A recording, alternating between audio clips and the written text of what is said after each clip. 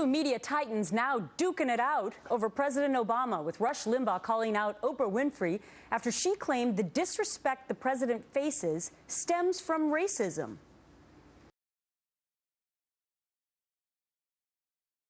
So here's what Oprah had said. Yes, I think that there's a level of disrespect for the office that occurs, and that occurs in some cases, and maybe even many cases, because he's African American.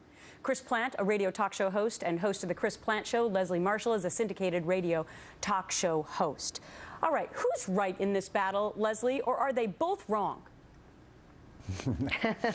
I happen to take Oprah's side on this, and not just because she's a woman, Gretchen.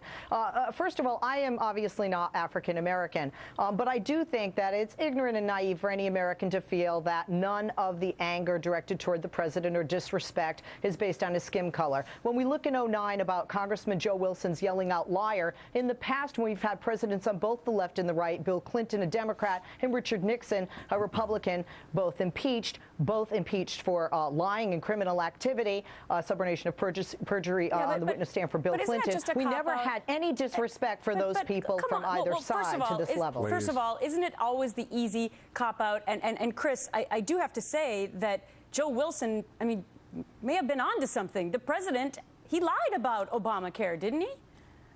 Well, and specifically what Joe Wilson was objecting to was the claim that the president made in the State of the Union speech that it wouldn't cover people in the country illegally.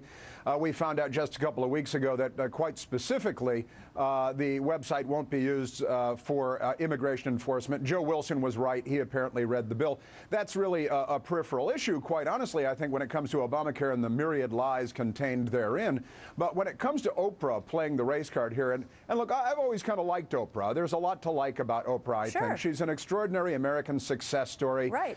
And she should recognize that. The President of the United States is black, and he's the President of the United States. Now, Oprah, I think, they've become so accustomed to playing the race card in matters having to do with Obama that it's become the first refuge of the liberal scoundrel to just cry racism at every turn. And if I'm not mistaken, Oprah Winfrey was not a supporter of President George W. Bush, but she wasn't called a racist for it. But Leslie, let me ask you this. So if anyone questions President Obama, then are they a racist? Absolutely not, in my opinion, and I don't feel that most of us on the left are saying that, and I don't feel Oprah Winfrey was saying that. I mean, Gretchen, you read her quote.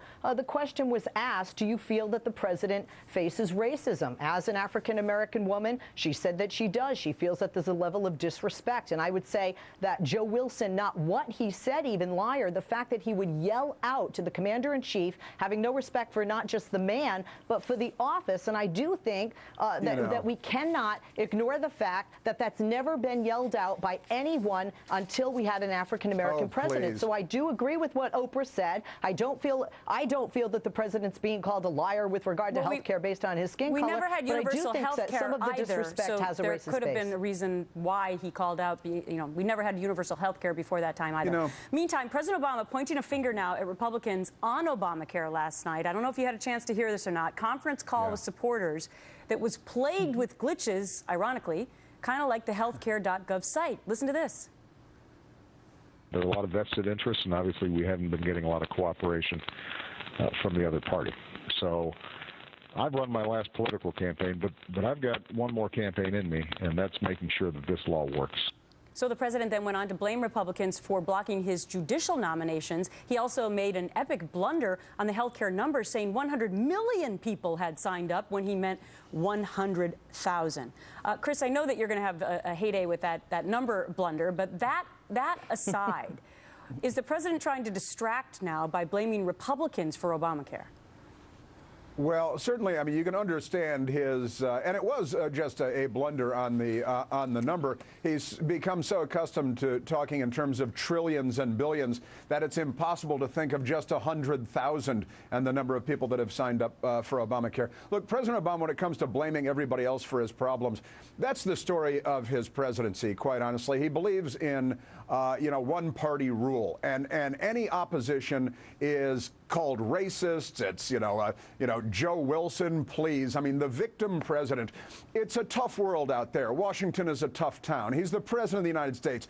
Grow up, put on your big kid pants, and start acting like an adult, and recognize that we have a two-party system and that the opposition is the opposition. Is it time, Leslie, now, is it time to blame the Republicans in the middle of this Obamacare, what many classify as a big, huge mess?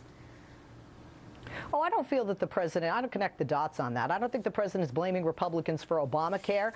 Certainly, I think that he knows that he is being held to blame by both sides and that he will be held to blame, which is why I think what he said and forceful is quite true, that this is his goal and it needs to be, because this will be part of his legacy. Yep. With regard to the judicial nomination, I think it's very common for presidents, left or right, to speak about any kind of obstruction or obstacle, whether it's a nomination or a piece of legislation that they have put forth, that they feel is in the best interest of the country. He was speaking to his supporters organizing for America. Yeah, Chris and Leslie, thanks so much for your time today.